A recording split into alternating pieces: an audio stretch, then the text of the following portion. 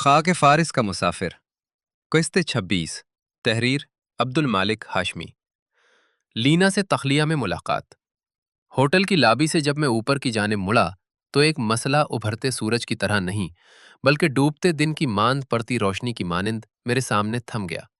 یہاں نماز کہاں پڑھی جائے؟ نہ کسی کونے میں جائے نماز کی جھلک، نہ کمرے میں کوئی دری کہ جسے قبلہ رخ بچھا کر دل کو قرار مل جاتا۔ یوں لگا جیسے ہوٹل والوں نے عبادت کے معاملے میں خودکشی کا ارتکاب کیا ہو اور مہمانوں کو محض لحاف اور کیتلی کے سپرد کر دیا ہو۔ چنانچہ میں نے فیصلہ کیا کہ اگر زمین پر کہیں جگہ نہیں تو آسمان کے قریب چلا جاتا ہوں۔ ہوٹل کی چھت پر پہنچا تو وہاں ایک سناٹا تھا، ایسا سادہ اور پرسکون سناٹا جو مسافر کو اپنی باہوں میں لے لے۔ مغرب اور عشاء کی نیت باندھنے سے پہلے میں کچھ لمحے سورج کی آخری سانسوں کا تماشائی بن گیا۔ وہ سرخ ڈلی جو ابھی کچھ دیر پہلے شہر کی بلند عمارتوں پر اپنا رنگ بکھیر رہی تھی، آہستہ آہستہ افق کے پیچھے سرکتی جا رہی تھی، یوں جیسے تھکا ہارا مزدور شام کو اپنے گھر کی طرف قدم گھسیٹتا ہے۔ جیسے ہی سورج نے غروب ہونے کی رسمی اجازت دے دی، میں نے نماز شروع کی۔ چھت پر ہواؤں کا ایک ہلکا سا لمس تھا اور دور کہیں فٹ پاتھوں پر زندگی اپنی دائمی آوارگی میں مصروف ہو گئی۔ میں قرات میں تھا کہ قدموں کی آہٹ نے خاموشی میں لرزش پیدا کی۔ نماز کے دوران نگاہ اٹھانا مناسب نہ تھا، مگر احساس نے بتایا کہ کوئی آ گیا ہے۔ سلام پھیرا تو دیکھا کہ لینا چھت کے کونے کی طرف کھڑی افق کا مشاہدہ کر رہی تھی۔ اس کی نظروں میں وہی سرخی ٹھہری ہوئی تھی جو ابھی چند لمحے پہلے ڈوبتے سورج نے آسمان پر چھوڑی تھی۔ شاید وہ بھی اس منظر کے سحر میں گرفتہ تھی، یا شاید اس نے میرا منظر نامہ توڑتے ہوئے اپنا منظر شروع کر دیا تھا۔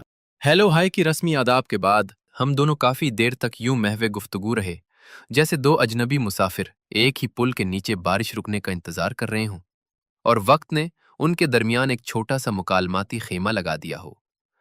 لینا نے سر پر دوپٹہ ٹھیک کیا اور میں نے پہلی بار محسوس کیا کہ یہ مشرقی پردے کی علامت اب اس کے لیے محض کپڑے کا ٹکڑا نہیں رہی بلکہ ایک وقار بن چکا ہے جسے وہ بخوبی نبھا رہی تھی۔ پاکستان میں قدم رکھتے ہی اس نے ہمارے لباس کو اس طرح اختیار کیا جیسے برسوں سے اسی گھر کی رہی ہو۔ اسے پاکستانی اور ہندوستانی ثقافت سے ایک عجیب سا لگاؤ تھا۔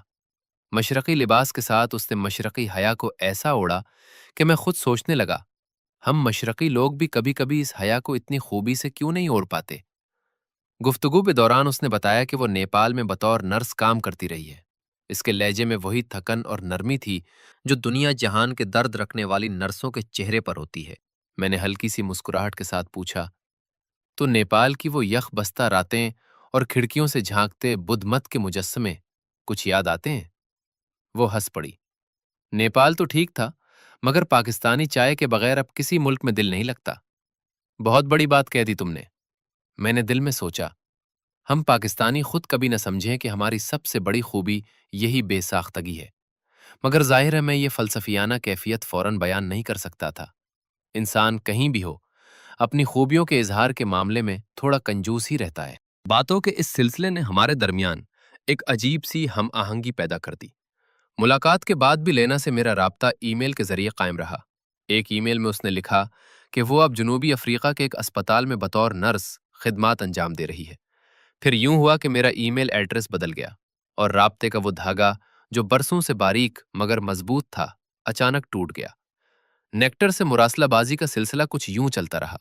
ستمبر 2001 کی ایک سنجیدہ صبح میں نے ریاض، سعودی عرب سے ڈاکٹر ذاکر نائک کے مناظرے کی ایک ویڈیو کیسٹ احتیاط سے ایک موٹے لفافے میں لپیٹ کر اسے روانہ کی۔ چند روز بعد نیکٹر کی ای میل آئی۔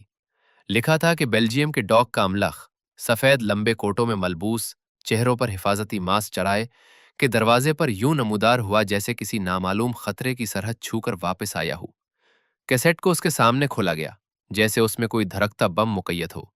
نیکٹر نے ساری مشق کو پاگل پن اور جنون سے موسوم کیا، اور شاید وہ ٹھیک ہی کہتا تھا۔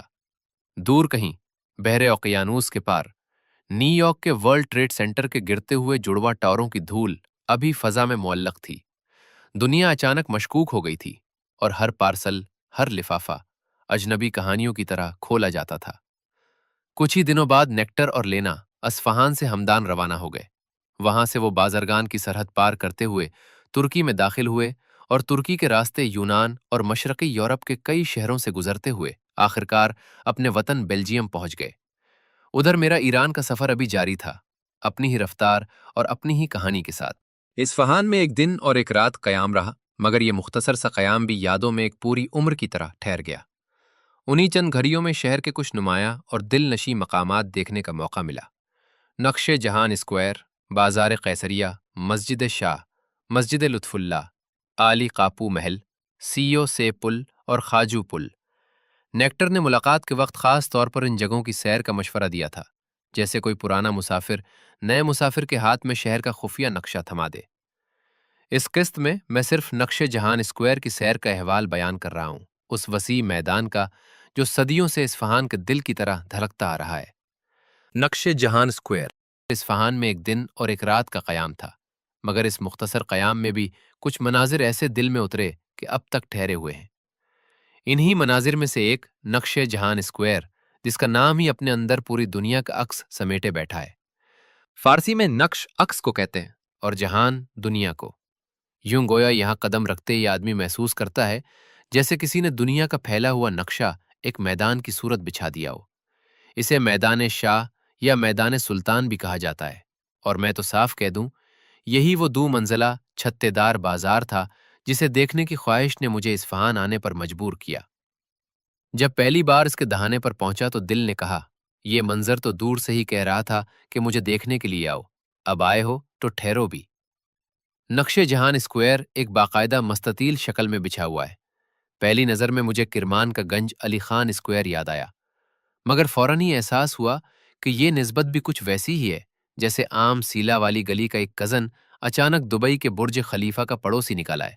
رشتہ تو ہے مگر مقام الگ۔ یہ عظیم اسکوائر صفوی عہد میں تعمیر ہوا، وہ زمانہ جب اصفہان دارالحکومت تھا، اور دارالحکومت کو خوبصورت رکھنے کی ذمہ داری بادشاہوں کے کندھوں پر ایسے رکھی جاتی تھی جیسے کوئی شاہی نشان ہو۔ اسی لیے یہاں کی عمارات میں ایک وقار، ایک ٹھہراؤ اور ایک بادشاہی سانس جاری ہے۔ نقش جہان دراصل ایک مکمل کمپلیکس ہے، بازار قیصریہ، ایک شاہی محل اور دو مساجد۔ 1979 میں یونیسکو نے اسے عالمی ثقافتی ورثے میں شامل کیا۔ تعمیر کا سلسلہ 1598 سے 1629 عیسوی تک پھیلا، ایک ایسا عرصہ جس میں اینٹیں بھی شاید شان سے رکھوائی جاتی ہوں گی۔ اس کا سائز بھی بادشاہوں جیسا ہے، 160 میٹر چوڑا، 560 میٹر لمبا، کل رقبہ 89,600 مربع میٹر۔ یہ وہ معلومات تھیں جو میں نیکٹر کو عذرائے فخر بتا رہا تھا۔ نیکٹر ہنسا اور بولا، اتنا بڑا اسکوائر، آدمی چلتے چلتے تھک نہ جائے؟ میں نے کہا، تھک تو جائے گا، مگر اتنی خوبصورتی دیکھ کر تھکن کا اعتراف بھی شرمندگی لگے گا۔ اسکوائر کے بیچوں بیچ میں نے ایک مقامی دکاندار سے پوچھا، یہ سارا بازار روز اسی طرح بھرا رہتا ہے؟ وہ مسکرایا، داڑھی میں انگلی پھیرتے ہوئے بولا، آقا یہ جگہ تو ہمیشہ سے بھری ہے، سیاحوں سے، کبوتروں سے اور خدا کی رحمت سے۔ خالی تب ہوتی ہے جب بارش آ جائے، وہ بھی تھوڑی دیر کے لیے۔ میں نے ہنستے ہوئے کہا، تو آج رحمت نہیں آئے گی نا، میں کچھ دیر رکوں گا یہاں۔ وہ بولا، آپ رکیں، نقش جہان آپ کو جانے نہیں دے گا جب تک آپ اس کی ایک ایک محراب نہ دیکھ لیں۔ اسی دوران ایک نوجوان، شاید کوئی طالب علم تھا، ہاتھ میں کتابیں لیے پاس سے گزرا اور رک کر بولا، اگر آپ پہلی بار آئے ہیں تو مسجد لطف اللہ ضرور دیکھیے گا، وہاں کی محراب میں روشنی کچھ عجیب انداز میں گرتی ہے، لگتا ہے خدا نے خاص طور پر کہا ہو کہ یہ زاویہ میرے نام رہے، اور کہہ کر وہ ہلکے اشارے کے ساتھ آگے بڑھ گیا۔ یہی مختصر باتیں سفر کو رنگ دیتی ہیں۔ دنیا بھر سے سیاح یہاں آتے ہیں، کوئی تصویریں بناتا ہے، کوئی محرابوں میں گم ہو جاتا ہے، کوئی بس بیٹھ کر دیکھتا رہتا ہے۔ اور سچ یہ ہے کہ نقش جہان ہر آنے والے کو ایک چھوٹا سا تحفہ ضرور دے دیتا ہے، کسی تصویر کی صورت، کسی گونج کی صورت، یا کسی بے نام سی خوشبو کی صورت میں۔ نقش جہان اسکوائر۔ شام کا دلفریب منظر، نقش جہان اسکوائر کی شام ایک الگ ہی جہان ہوتی ہے۔ سورج جیسے ہی مغرب کی طرف ڈھلتا ہے، اسکوائر میں زندگی ایک نئے بہاؤ کے ساتھ جاگ اٹھتی ہے۔ سیاحوں اور زائرین کی تعداد بڑھنے لگتی ہے، اور وہ دو منزلہ چھتے دار بازار اپنے قمقموں کی روشنی سے یوں جگمگا اٹھتا ہے جیسے کسی قدیم داستان کے در واہ ہو گئے ہوں۔ اس سلیٹی پتھر کے فرش پر جب بازار کی روشنیاں پڑتی ہیں تو یوں لگتا ہے جیسے فرش خود روشنی کو جذب کر کے واپس دنیا کی طرف لوٹا رہا ہو، خاموش، پروقار اور شفاف۔ کہیں کہیں تو انسان اپنی ہی پرچھائی کو روشنی میں پھر سے جنم لیتے دیکھ کر رک جاتا ہے۔ اسکوائر کے چاروں اطراف سبزہ زار تھا۔ گھاس کی تراش خراش اور جھاڑیوں والے پودوں کی قرینے سے تراشی ہوئی شکلیں دیکھ کر محسوس ہوتا تھا کہ یہاں باغبانی بھی کسی ہنرمندانہ مشق کا حصہ ہے۔ شام کے اوقات میں لوگ جوق در جوق اس سبزہ زار میں چلے آتے تھے۔ خاندان، طالب علم، بزرگ اور مسافر، ہر کوئی اپنی اپنی کہانی کا ایک صفحہ یہاں چھوڑ جاتا تھا۔ فضا میں فارسی بولنے والوں کی نرم لہروں کا رس گھلا رہتا تھا۔ ایک بزرگ نے اپنے دوست سے بلند لہجے میں کہا، بیا امروز هوا خیلی خوب است. اینجا بنشینیم. میں نے مسکرا کر ان سے پوچھا، ہم بھی بیٹھ جائیں؟ وہ کہنے لگا، یہ جگہ سب کے لیے ہے آقا، جہاں دل چاہے بیٹھیں۔ آوازوں میں ایک الگ سی نرمی تھی، چاہے خواتین بات کر رہی ہوں یا بچے ہنسی میں کچھ کہہ رہے ہوں۔ اصفہان کی خواتین رنگوں میں بھی خوش ذوق تھیں اور بات چیت کے انداز میں بھی۔ وہ پوری وقار کے ساتھ اسکاف میں ملبوس تھیں، مگر گفتگو کی شگفتگی نے فضا میں خوشگواری بھر دی تھی۔ یہ منظر کسی بھی مسافر کے لیے دوسرا وطن بن سکتا تھا۔ بچے نقش جہان کے کشادہ راستوں میں سائیکلیں دوڑاتے پھرتے تھے۔ ٹانگوں اور یکوں کے ساتھ ساتھ ان کی چھوٹی گھنٹیوں والی سائیکلیں بھی اسکوائر کی موسیقی کا حصہ بن رہی تھیں۔ کبھی کوئی بچہ اچانک بریک لگا کر رک جاتا اور اپنے باپ سے پوچھتا، بابا دوبارے؟ اور باپ تھکا ہوا مگر مسکراتا ہوا کہتا، خوب یک چکر دیگر۔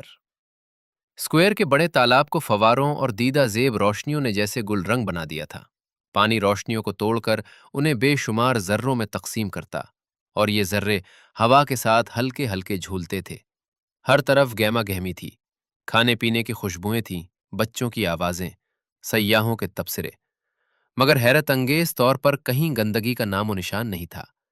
ایک مقامی نوجوان نے میرے تعجب پر کہا، یہ ہماری عادت ہے آقا، جگہ جتنی خوبصورت ہو دل اتنا ہی نہیں چاہتا کہ اسے گندا دیکھیں۔ صبح کے وقت یہی اسکوائر بالکل ایک مختلف روپ میں دکھائی دیتا تھا، سکون میں ڈوبا ہوا، خالی خالی سا۔ نہ وہ شام والا ہجوم، نہ روشوں میں سائیکلیں، نہ ٹانگیں۔ ہاں، کہیں کہیں چند موٹر سائیکل سوار یا سائیکل چلانے والے اس خالی پن کو چیرتے ہوئے گزر جاتے تھے، جیسے صبح کی ہوا کو یاد دلانے آئے ہوں کہ دنیا جاگ رہی ہے۔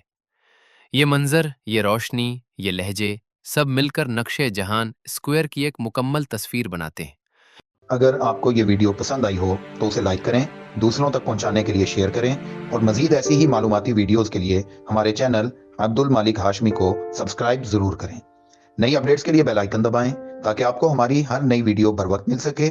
آپ کی حوصلہ افزائی ہمیں مزید بہترین مواد بنانے میں مدد دے گی۔ شکریہ۔